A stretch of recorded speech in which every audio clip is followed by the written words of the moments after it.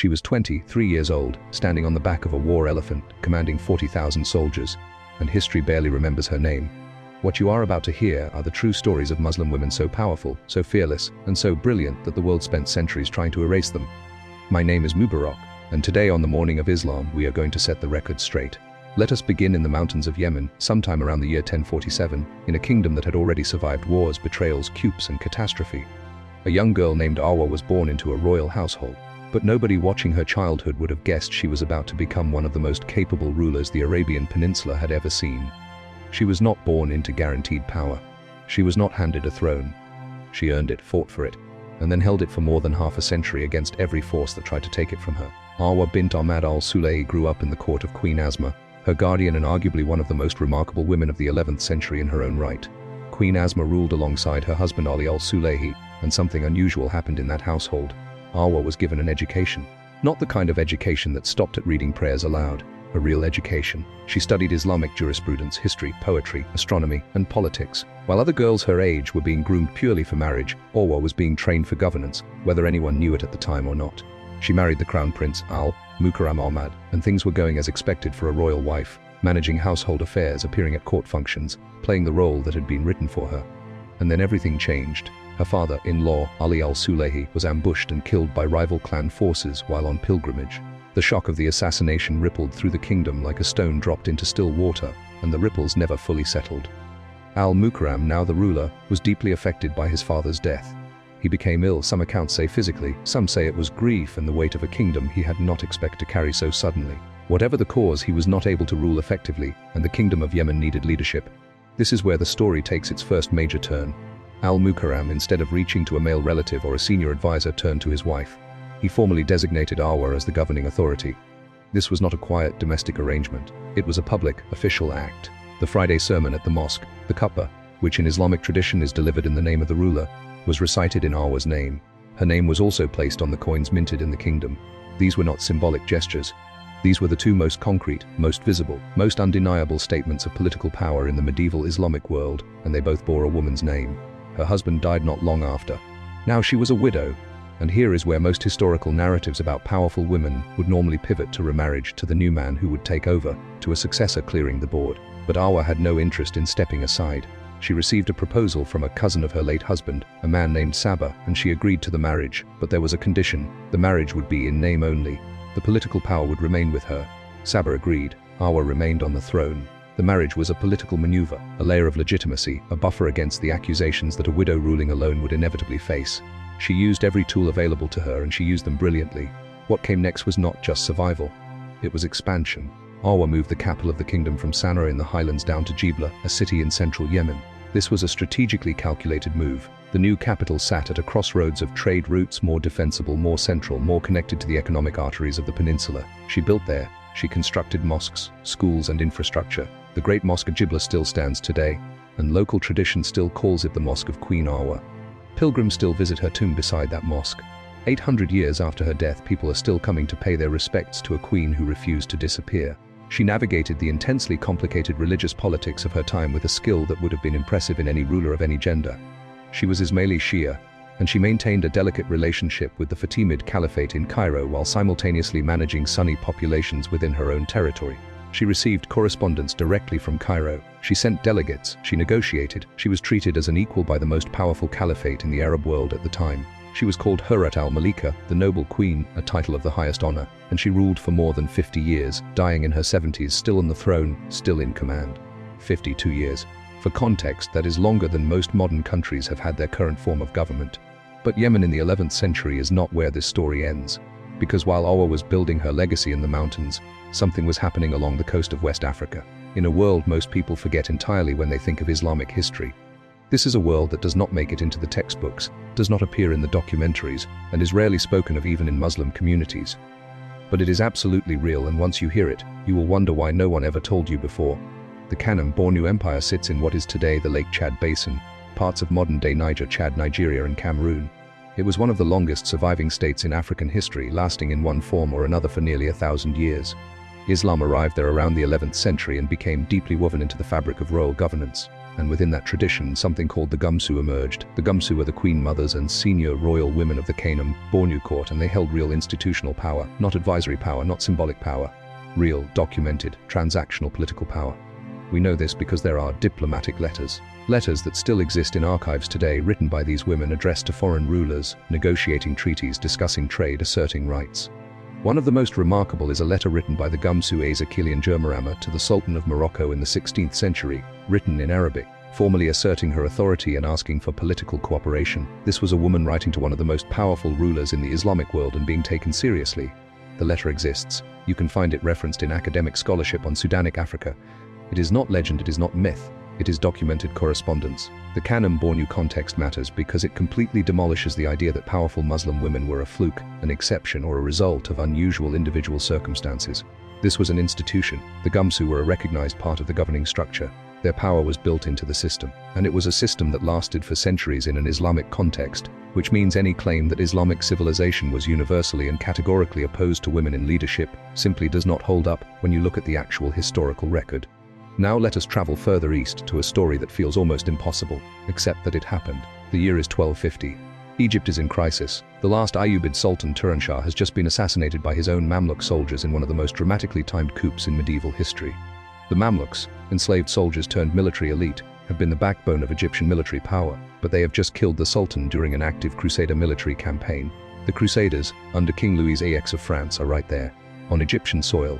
They have already taken the port city of Damietta. This is an active war zone, and suddenly Egypt has no functioning head of state. Into that vacuum stepped a woman named Shajarat al-Durr. Her name in Arabic means tree of pearls, and she had been the wife of the previous sultan, al-Sulayhi, who had died of illness during the Crusader invasion. Here is the extraordinary detail that most people miss for weeks. Al-Sulayhi's death was kept secret. His death was concealed from the army, from the public, from the invaders. Orders were issued in his name. His hand was forged on documents, and the person coordinating all of this, managing the fiction, running the war, keeping the government functioning, was Shajarat al-Durr. She did this not out of panic but out of calculated necessity. She understood that if word got out that the Sultan was dead while the Crusaders were advancing, the morale of the Egyptian army would collapse. So she prevented that from happening. She kept the war going. She coordinated the Mamluk commanders. She managed the administration. And eventually, under Mamluk military leadership that she had helped hold together, the Egyptian forces turned the tide. King Louis VIII of France was captured. The Crusader campaign collapsed. Egypt was saved. After Turanshah's assassination left the throne empty, the Mamluk commanders did something that shocked the Islamic world. They named Shajarat al-Durr as Sultan of Egypt. Sultan, not queen consort, not regent, the same title held by every male ruler of Egypt before her. Her name was inscribed on coins. The Friday Khutbah was recited in her name. She issued royal decrees. She wore the Sultanate insignia. For approximately 80 days, a woman was the recognized head of state of one of the most powerful countries in the medieval Islamic world. The Abbasid Caliph in Baghdad, who held religious authority over the Sunni Muslim world even though his political power had faded, sent a letter to Egypt that has become somewhat famous among historians. The letter essentially said, "If you have no men left capable of ruling, tell us and we will send you one." It was dismissive, it was insulting, but it was also revealing, because the Caliph felt the need to respond at all. That means her rule was real enough, legitimate enough, and recognized enough to require an official reaction from the religious authority in Sunni Islam, under political pressure, primarily from the Abbasid Caliph's pushback and from some of the Mamluk commanders who wanted a male figurehead. Shajarat al-Durr agreed to marry a Mamluk general named Aybak, who would then hold the title of Sultan officially. But she did not disappear. She continued to exercise power. Some historians argue she remained the real governing force while Aybak held the title in name. The administrative records, the decisions, the policy, the fingerprints of her governance remained visible. What happened next is one of those dark chapters that reminds you how brutal medieval politics could be, regardless of gender. Aybak began negotiating a second marriage to the daughter of a rival ruler in what Shajarat al-Durr understood to be a political move that would ultimately sideline her. She acted first. Aybak was killed in the bathhouse of the royal palace. Shajarat al-Durr was arrested, and within days, she was beaten to death by the servants of Aybak's first wife, a woman who had her own grievances and her own score to settle. The Tree of Pearls, who had held Egypt together during one of its most dangerous military crises in centuries, died in the harem of the citadel she had once ruled. Her tomb still stands in Cairo. It is one of the oldest Mamluk structures in the city. People still visit it. She is buried just a few hundred meters from the heart of Islamic Cairo, in a mausoleum that has survived 800 years of heat, earthquakes, and the weight of history. She has not been forgotten, not entirely. But she deserves far more than what most history books give her, which is usually a footnote between the Ayyubids and the Mamluks. as though she were a comma between two eras rather than a story in her own right. Every story so far has taken us across continents: Yemen, Chad, Egypt. But the next one brings us to the Indian subcontinent, to a city that in the 13th century was one of the wealthiest and most cosmopolitan places on earth. Delhi. The Delhi Sultanate was the dominant Islamic power in South Asia, a military and political giant that controlled enormous wealth, commanded massive armies, and sat at the intersection of trade routes connecting China, Persia, Arabia, and East Africa. And for about 4 years in the 1230s, it was ruled by a woman who had been trained by her father specifically to lead it. Her name was Razia Sultana, and her story is one of the most remarkable in all of South Asian history. Her father was Iltutmish, one of the most capable sultans the Delhi Sultanate ever produced. He had several sons, but he saw something in Razia that he did not see in them. A political mind, a military understanding, a composure under pressure that he believed made her the best candidate to succeed him. He said so publicly. This was not subtle. He announced in his court that his daughter was more capable of ruling than his sons, and he designated her as his successor. His nobles did not immediately accept this. When Iltutmish died, they bypassed Razia and installed one of his sons, Ruknuddin Firuz, on the throne. Ruknuddin was, by most historical accounts, not a serious ruler. He was interested in parties and personal pleasures, while his mother Shah Turkan began using his reign to settle old scores and eliminate political rivals. The administration fell into disorder almost immediately. People began to notice. People began to compare what they were seeing with what they remembered of Iltutmish's court. Razia took action. She appeared in public, without the veil that convention demanded, in a red dress, at the Friday congregational prayer, and she addressed the people directly. She told them that the kingdom was being destroyed and that they had been deceived. The response from the public was not hostility. It was support. The crowd outside the mosque began calling for her. The soldiers who had come with her declared for her. Within months, Ruknuddin was deposed and Razia took the throne in 1236. What she did next was deliberate and unmistakable. She abandoned the traditional purdah, the practice of seclusion and veiling that field royals were expected to maintain. She held public court without a screen between herself and the officials and petitioners. She rode elephants in public processions with her face visible. She wore the kaba and kula, the coat and cap of a male sultan, rather than female royal dress. She was doing something that required courage, because she was forcing everyone who saw her to confront the reality of a woman in power rather than letting them maintain a comfortable fiction of a woman ruling from behind a curtain. Her military record is part of the historical documentation. She personally led military campaigns.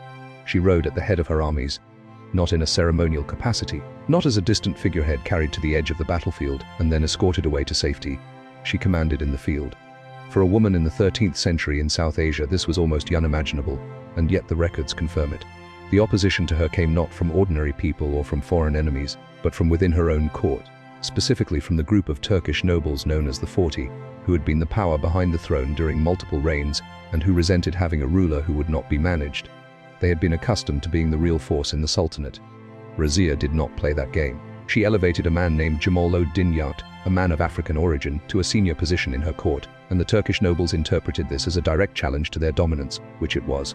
They revolted. The revolts came from multiple governors simultaneously, and the military situation deteriorated rapidly. Razia was captured by the governor of Bathinda, a man named Malik al-Tunya. Here is where the story takes another of its unexpected turns. Instead of executing her or imprisoning her indefinitely, al-Tunya married her. There are historians who believe this was genuinely a political calculation, that al-Tunya believed he could use her legitimacy and her remaining supporters to reclaim Delhi. They mounted a campaign together to retake the throne. It failed. The forces that had deposed her were too consolidated, and the couple found themselves retreating with a shrinking army. Razia Sultana was killed in 1240, 3 to 4 years after she had taken the throne. She died in the field and her death remains somewhat mysterious. Some accounts say she was killed by Hindu soldiers during a battle, others suggest betrayal, others give different details entirely. She was buried in Delhi, and her tomb still exists, though it is in a quiet, somewhat obscure corner of the old city. Most tourists who visit Delhi never know it is there. But it is there, she is there. The woman who ruled the most powerful Islamic state in Asia in the 13th century, buried in the city she governed, in a tomb that should be far more famous than it is. Let us now move to a story that requires us to cross the world entirely and land in a place that almost nobody thinks of when they think of Islamic history: Southeast Asia. The Malay Archipelago, the vast chain of islands stretching from the Thai Peninsula down through what is today Indonesia and Malaysia, was one of the most important zones of Islamic expansion in the 14th through 17th centuries. Islam arrived by sea, carried by merchants and scholars, and it took root deeply. And within that tradition, something remarkable happened repeatedly. Women ruled. The Sultanate of Patani, in what is today southern Thailand near the border with Malaysia, is a case study in how thoroughly this has been erased from the popular imagination. Between 1584 and 1688, over 100 years, Patani was ruled by a succession of female sultanas. Not one anomaly. 4 of them, consecutively across more than a century. They conducted diplomatic relations with rulers across Southeast Asia and beyond. They corresponded with the VOC, the Dutch East India Company, which was at that time one of the most powerful commercial entities on earth. They maintained a court that attracted scholars and traders from across the Islamic world. The Dutch records are particularly interesting because the Dutch were meticulous record keepers, and their archives contain descriptions of the sultanas of Patani that show these were not figureheads. They negotiated hard, they made demands. They expelled foreign traders who violated agreements, they waged wars. Raja Hijau, the first of these 4 sultanas, came to power in circumstances that parallel some of the other stories we have told today. A male relative died, a succession crisis developed, and she stepped in and held the kingdom together. She then did more than hold it together. She expanded its trade relationships and its political influence significantly during her reign. What is especially striking about the Patani case is the reaction of foreign observers. Many of the Europeans who encountered these sultanas wrote about their surprise, but also about their effectiveness. The surprise tells you something about European assumptions. The acknowledgement of effectiveness tells you something about reality. These women were not ruling in a way that required special allowances or constant support. They were ruling in the same way their male predecessors had, and in some cases they were ruling more successfully. Now let us take a step back and think about a woman whose name you may actually have heard, but whose full story you have probably never been told. Khadija bint Khuwaylid. You know her as the first wife of the Prophet Muhammad, peace be upon him. But do you know her as the businesswoman she was before that? Do you know that she was, by the standards of her time and place, extraordinarily wealthy, successful and independent? Because that story matters, and it has been somewhat smoothed over in popular tellings. Khadija was a merchant in Mecca before her marriage to Muhammad, peace be upon him. Not a small-scale merchant, a major one. She ran caravans of trade goods across Arabia and into Syria and beyond. She employed agents to conduct her business. She had a reputation for honesty and shrewd business sense that made people want to work with her. Muhammad, peace be upon him, worked for her as a trade agent before they married, and her assessment of his character and his handling of her business was part of what led her to propose marriage to him. Because yes, she proposed. She sent an intermediary to him. She was a widow, she was older than him, she was established and prosperous, and she made the first move. And he said yes. This was not a relationship where a young woman was handed over as property to a powerful man. This was a partnership proposed by a powerful woman to a man she had evaluated, trusted, and chosen. And when the revelation began, when Muhammad, peace be upon him, came to her in a state of fear and confusion after the first experience in the cave of Hira, it was her confidence, her faith, her reassurance that steadied him first. She was the first Muslim, not just the first female Muslim, the first Muslim full stop. Before Abu Bakr, before Ali, before anyone else, it was Khadija. Her role in the early years of Islam was not passive. She used her wealth and her connections to protect the growing Muslim community. She spent her resources sheltering people who had no protection. She mourned the loss of each child they lost together, and she anchored a household in which revelation was being received. When she died, the Prophet Muhammad, peace be upon him, grieved so deeply that that year was called the Year of Sorrow. He continued to speak of her with love and deep respect for the rest of his life. He would remember her, he would mention her, he would honor her. Memory in the presence of later wives who sometimes felt the weight of comparison. She is not a forgotten figure in the same way as Arwa or Shajarat al-Durr. Her name is known, but the fullness of who she was. The merchant, the employer, the proposer, the first believer, the protector of the faith through her wealth and courage. That full picture deserves to be more prominent than it usually is. She was not just a supporting character in the Prophet's story. She was one of the main characters in the story of the early Islamic community itself. Another name that is somewhat known but rarely fully explored is Nusayba bint Ka'b, also known as Amara. She was a woman of the Ansar, the Muslims of Medina who welcomed and supported the early Muslim community when they migrated from Mecca. And she is documented, in early Islamic historical sources, as a participant in the Battle of Uhud, not as a nurse at the edge of the battle, as a combatant. The historical accounts describe her fighting with a sword with a shield sustaining wounds, 12 separate wounds according to some accounts, and continuing to fight. She reportedly positioned herself directly in front of the Prophet Muhammad, peace be upon him, when the battle turned against the Muslims and his guards began to scatter, and she defended him with her body. This is not a romantic legend. It is documented in classical Islamic sources. Ibn Hisham's Sirah, Ibn Sad's Tabaqat. Multiple early historians record her participation. Her son was wounded in the battle, and she reportedly tied off his wound herself and told him to go back and fight. She is quoted by the Prophet Muhammad, peace be upon him, himself praising her courage. Her role at Uhud was recognized, honored, and recorded, and she participated in later events as well, including the Treaty of Hudaybiyah and battles that followed. She was not a one-day wonder. She was a consistent participant in the most significant events of early Islamic history. The story of Fatima al-Fihri pulls us away from battlefields and courts into another kind of power entirely. The power of institution building. She was a woman of North African origin, probably born in what is today Tunisia, who migrated with her family to Fez, the great city of Morocco. Her father was a wealthy merchant, and when he died, he left substantial inheritance to both of his daughters. Fatima and her sister Mariam used their inheritance to do something that neither their contemporaries nor probably they themselves fully understood the significance of at the time. Fatima used her wealth to found a mosque and an attached institution of learning in Fez. That institution was the Qarawiyyin. It was established in 8059 CE. That date is important. The University of Bologna, which is generally considered the oldest continuously operating university in the Western tradition, was founded in 1088. Oxford began operating around 1096 to 1167. The Qarawiyyin was founded 200 years before either of them, and it has operated continuously ever since, right up to the present day. UNESCO and the Guinness World Records both recognize it as the oldest continuously operating university in the world, and it was founded by a Muslim woman. Fatima supervised the construction personally. She reportedly fasted throughout the entire period of construction, making a vow not to break her fast until the work was complete. Whether this is literal or somewhat embellished in the retelling, the point is that this was not a project she funded from a distance and then forgot about. She was involved, she cared, and what she built lasted. What she built is still there, still operating, still teaching over 1100 years later. The woman who founded the world's oldest university has a name. It is Fatima al-Fihri. We have been moving through centuries and across continents, and each story we have told reveals a world that is far more complex, far more varied and far more remarkable than the simplified narratives that dominate popular history.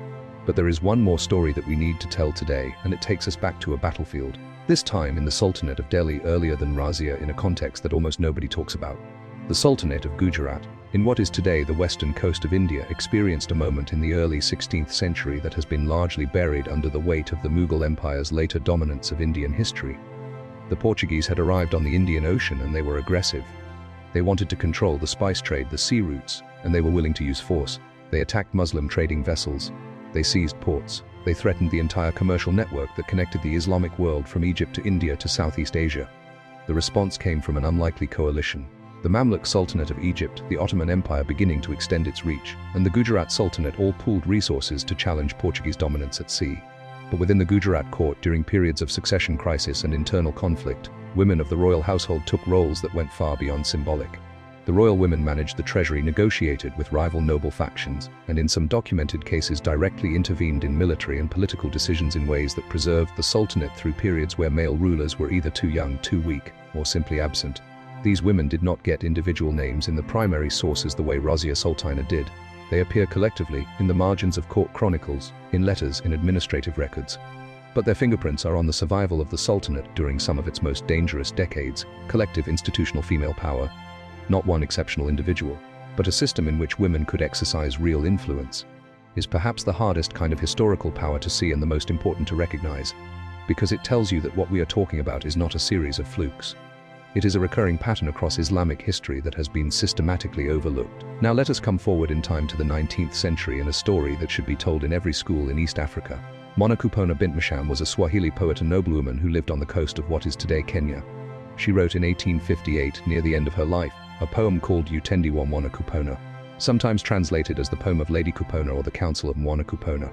It was addressed to her daughter, and it was her attempt to transmit wisdom, values and guidance before her death.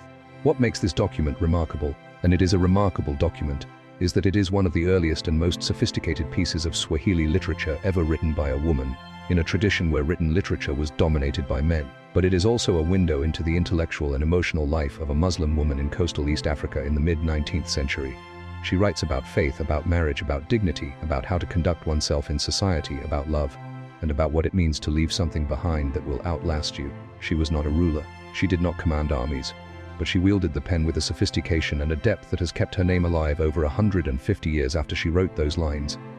Her poem was eventually translated into English by academic scholars and became one of the foundational texts in the study of Swahili literature. She was recognized not as a historical curiosity but as a genuine literary figure.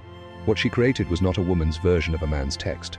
It was something entirely her own, grounded in her faith, her culture, her language, and her very specific experience as a mother who knew she was dying and wanted to leave something real for the child she was leaving behind. Every one of these women, Arwa ruling from Jibla, Shajarat al-Durr holding Egypt together while its sultan lay dead, Razia riding an elephant with her face uncovered in front of thousands, the sultanas of Patani negotiating with European trade companies, Khadija running caravans across Arabia, Nusayba standing between the Prophet and the swords of his enemies, Fatima al-Fihri laying the foundation of a university that would outlast every dynasty that ever tried to control it, Mwana Kupona putting her wisdom into verse for a daughter she would never see grow old. Every single one of these women has been systematically underrepresented in the way we tell the story of Islamic civilization. This is not an accident. The people who wrote history made choices about who was worth including. They made choices about which stories were central and which were marginal. They made choices about who counted as a historical actor and who was a backdrop. Those choices reflected the biases of their time. Our job is not to simply accept those choices. Our job is to ask who was left out and why, and to go back and find them. There are more. There are so many more. There is Daifa Khatun, the Ayyubid princess who ruled Aleppo in the 13th century and is recorded as an effective administrator and patron of scholarship. There is Turkan Khatun of the Khwarezmian Empire, who wielded enormous political power before the Mongol invasion shattered her world. There is Shajarat al-Durr's near contemporary in the Ilkhanate, women who navigated the incredibly complex post-Mongol political landscape of the Islamic East with courage and political acuity. There are women scholars of hadith, like Amra bint Adalram, who was one of the most respected transmitters of prophetic traditions in the 1st century of Islam, whose authority over the transmission of the Prophet's words was recognized even by the most prominent male scholars of her era. The scholar Ibn Hajar al-Asqalani, one of the most respected figures in Islamic scholarship, compiled a biographical dictionary of the narrators of hadith and included more than 1,000 women. 1,000. These were women whose intellectual authority was formally recognized within one of the most rigorous systems of knowledge verification ever developed by any civilization. Their words, their memories, their testimonies were considered reliable enough to anchor the documentation of prophetic tradition. They were not sidelines, they were part of the chain. Sit al-Wuzara was a female scholar in 14th century Egypt who taught hadith. Men came to study with her, senior scholars came to study with her. She issued legal opinions that were cited. She held what is called an ijaza, a formal scholarly license, that authorized her to transmit religious knowledge. This was not informal or underground. It was recognized, documented, and respected within the mainstream Islamic scholarly tradition of her time. The Mughal court of India produced remarkable women as well. Nur Jahan, the wife of Emperor Jahangir in the early 17th century, effectively ran the Mughal Empire for significant periods when Jahangir's addiction to opium and wine made him unable to govern. She issued imperial orders, she controlled the seal of the emperor, she conducted diplomatic correspondence, she minted coins. Those two markers of true sovereignty that we keep encountering across centuries and continents. Her coins bore her name on coins in the most powerful empire in South Asia in the 17th century. She was also a poet, a hunter, documented as an excellent shot who once killed 4 tigers with 6 bullets in a single hunting expedition, a story that became famous enough to be preserved in multiple sources, a designer and a businesswoman involved in the import and export of luxury goods. She essentially created an empire within the empire, building a faction of loyal allies who served as a governing structure around her, and for about 15 years she was the real power in Mughal India. The emperor himself, in his own memoirs, effectively acknowledged her dominance over his household and his court. Her stepson, the future Emperor Shah Jahan, eventually moved against her, and after Jahangir's death in 1627 she was politically sidelined and ultimately spent the last 18 years of her life in relative retirement in Lahore, where she designed and built the tomb of her father and ultimately her own tomb as well, both of which still stand. She outlasted her political defeat by nearly 2 decades, dying in 1645. She has not been forgotten in the way that some of the others we have discussed have been forgotten. Her name appears in history books, in films, in novels, but the full scope of her power, the fact that for over a decade she was genuinely the most powerful person in the most powerful empire in Asia, is still not quite part of the mainstream popular understanding of Mughal history. Let us return one more time to Africa, to a story that comes from a different tradition but sits within the same broader history of Islamic civilization in the continent. The Hausa states of what is today northern Nigeria developed a form of governance in which certain women held formal political and religious positions. The Magagia was one such position, a title held by women who served as administrators, advisors, and in some cases effective co-rulers alongside male emirs. This was not a single figure but an institution, a recognized role within Hausa governance that persisted across generations. Concurrently, in the scholarly tradition of Sokoto, the great reformer Usman Dan Fodio had daughters and sisters who were themselves scholars and writers. His daughter Nana Asmiu is perhaps the most celebrated. Born in 1793, she learned Arabic, fulfilled Hausa and Tamashik, 4 languages. She wrote poetry in multiple languages. She established a network of female teachers called the Yan Taru, traveling teachers who brought Islamic education to women in rural areas who could not come to the cities. She wrote didactic poems designed to be memorized and repeated by women who could not read, turning oral transmission into a vehicle for religious education. She understood her audience, she built a system for them. and she ran it for decades. Nana Asma is not obscure in the academic world. There is a university named after her in Nigeria. There are scholarly studies of her work. But she is, again, largely unknown to the global Muslim community and almost entirely unknown to the broader public in the United States or Europe. Her story deserves to be told loudly and often because she represents something important. The idea that Muslim women's leadership and intellectual contribution was not just a medieval phenomenon, not just a matter of lucky queens inheriting power in exceptional circumstances, but a living, continuous tradition that extends forward in time right up to the modern era. And that brings us finally to a reflection that is perhaps the most important part of everything we have said today. History is not neutral. The stories that get told and the stories that get buried are choices made by people with interests and biases and assumptions. The women in this video were not passive recipients of history. They were makers of it. They built things that lasted. They fought battles that determined the fates of kingdoms. They wrote words that people are still reading. They taught students whose students are still transmitting knowledge. They were here, they were real, they were powerful, they were Muslim, and they deserve to be known. If there is one thing that the story of Arwa al-Sulayhi tells us, that woman who ruled Yemen for 52 years, who moved a capital, built a mosque, and managed one of the most complex religious, political landscapes of the medieval world. If there is one thing her story tells us, it is that the erasure of these women from popular history is not evidence that they did not exist. It is evidence that the people who wrote the popular histories had reasons to leave them out. Our job right now is to put them back. The story of Shajarat al-Durr tells us that a woman can hold a kingdom together in the middle of a Crusader invasion, can keep an army in the field when every instinct of every military man around her says to panic, can take a vacant throne and fill it with the kind of governance that saves a country, and history can still reduce her to a footnote. Our job is to refuse that reduction. The story of Razia Sultana tells us that a father who understood power better than almost anyone in his kingdom looked at all of his children and chose his daughter. Not out of sentiment, not out of a lack of options, out of an honest assessment of who was most capable. And that assessment was correct. She ruled, she fought, she reformed, and she died in the field rather than surrendering her claim to lead. Our job is to remember her the way she deserves to be remembered.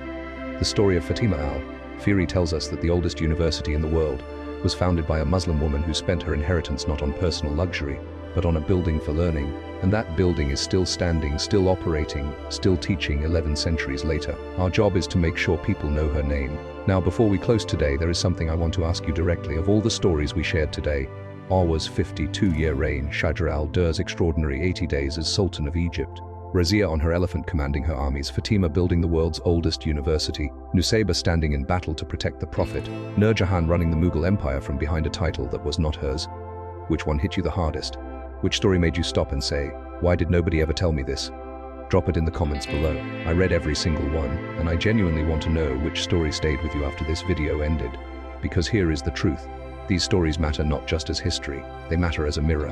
They show us what was possible and what was real in a tradition that gets misrepresented constantly from every direction. When people tell you that Islamic civilization has always suppressed women, you now have names to give them, specific names, specific dates, specific places. Arwa al-Sulayhi reigning 1047 to 1138, Shajarat al-Durr, Sultan of Egypt 50, Razia Sultana, Sultan of Delhi 1236 to 1240, Fatima al-Fihri, founder of the oldest university in the world, 859 CE. These are not opinions.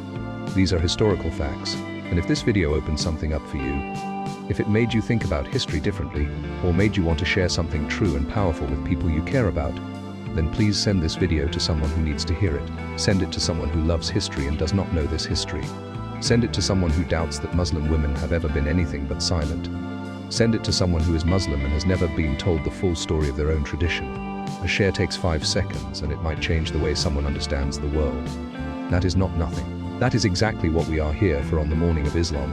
We will be back with more stories that were buried, more names that were forgotten, more chapters of a history that is far richer, far stranger, far more powerful, and far more true than the version most people have been given.